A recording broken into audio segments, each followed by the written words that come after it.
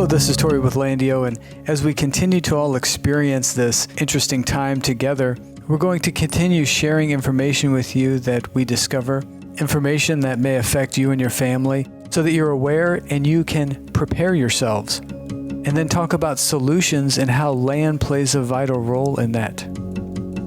We're hearing of record unemployment numbers as businesses are forced to shut down all throughout the United States and actually all throughout the world.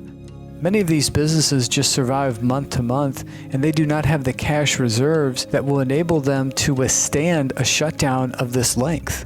Many of these businesses will never reopen. Those jobs lost forever. What about the landlords that own the commercial buildings where those businesses leased a space?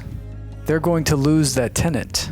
I've read reports of corporations, publicly traded companies that have commercial leases throughout the United States, and they're telling their landlords that they cannot pay rent. Discretionary spending is going to dry up. Even if you wanted to go out to a restaurant right now, you can't. All the movie theaters are shut down. All the sporting arenas are shut down. Concerts, events, they're all canceled. And we'll be fine without those things. Entertainment is not a necessity for survival. What are our basic fundamental needs? Water, food, shelter. And many people are not prepared. Many grocery stores are still open at the moment and do have products in stock. We're starting to see limitations on the amount of products that you can buy. Maybe it's only 1 dozen eggs or 1 loaf of bread. They only let a certain number of people in the store at a time.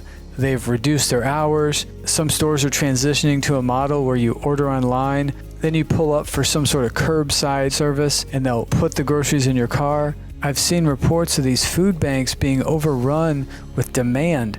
A food bank in Pittsburgh reported a 543% increase with vehicles lined up more than a mile long just to go to this food bank. Demand increased by 600% in Florida for a food bank, where people waited in line for hours. And it makes you wonder, how many of these people have a garden? Have they ever thought about having a garden? Many of them do not because it was not important to them. No one ever made it a priority. For some people, the options are very limited. Maybe they live in an apartment complex. Even if that's the case, there are alternatives. You can grow sprouts in your home. You can grow little vegetables, lettuces, microgreens, and these are all things that are highly nutritious. It's one thing to have something to eat. It's another thing to have something that contains a lot of the vitamins and minerals that your body needs. As Hippocrates said, let food be thy medicine and medicine be thy food. And then I heard about something that happened in the state of Vermont. Vermont issued a statewide order that not only said which businesses are going to be deemed non-essential, but they went as far as to say what products were deemed to be non-essential. And some of these items include arts and crafts, beauty, carpet and flooring, clothing, consumer electronics, entertainment, books, movies, music, furniture, home and garden, jewelry, paint, photo services, sports equipment, toys, and the like. That's including but not limited to, meaning they could expand that. What really struck a chord with people was the books. Essentially, the nation's turned into homeschoolers, and the home and garden. What happened as a result of that home and garden designation being non-essential items is that they roped off the home and garden aisles in these stores and would not permit customers to purchase any of the items in the home and garden section, which includes seeds.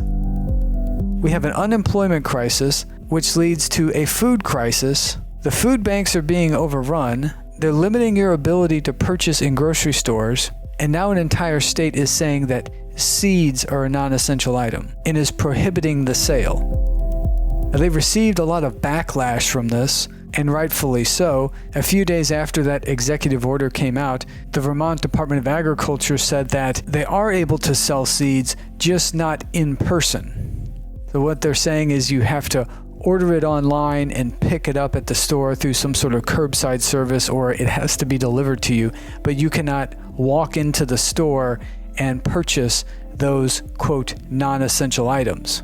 This is reading from the release on the Vermont Department of Agriculture website, where they said, yes, You can purchase seeds, you just can't do it in person. It reads, while the state recognizes the importance of gardening as a source of food for many Vermonters, the ability to browse for seeds and purchase them in person doesn't outweigh the risk of spreading the virus. Retailers can continue to make seeds available online, delivery, and curbside. Thank you all for the concern. Please get your seeds and plant your garden. There are a lot of people that have gardens that do not use the internet. I guess they have to ask their grandchildren to order their seeds online for them. These are the things that we need to be aware of and concerned about and be prepared for it, which reminds me of the parable of the sower. In Matthew chapter 13, that same day Jesus went out to the house and sat by the lake. Such large crowds gathered around him that he got into a boat and sat in it, while all the people stood on the shore. Then he told them many things in parables, saying, a farmer went out to sow his seed. As he scattered the seed, some fell along the path, and the birds came and ate it up. Some fell on rocky places, where it did not have much soil. It sprang up quickly, because the soil was shallow. But when the sun came up, the plants were scorched, and they withered because they had no root. Other seeds fell among the thorns, which grew up and choked the plants. Still other seed fell on good soil, where it produced a crop, 100, 60, or 30 times what was sown. Whoever has ears, let them hear. The disciples came to him and asked, why do you speak to the people in parables? He replied, because the knowledge of the secrets of the kingdom of heaven has been given to you, but not to them. Whoever has will be given more, and they will have an abundance. Whoever does not have, even what they have will be taken from them. This is why I speak to them in parables. Though seeing they do not see, though hearing they do not hear or understand. In them is fulfilled the prophecy of Isaiah. You will be ever hearing, but never understanding. You will be ever seeing, but never perceiving. For this people's heart has become calloused. They hardly hear with their ears, and they have closed their eyes.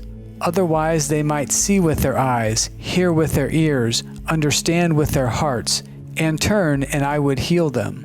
But blessed are your eyes because they see, and your ears because they hear.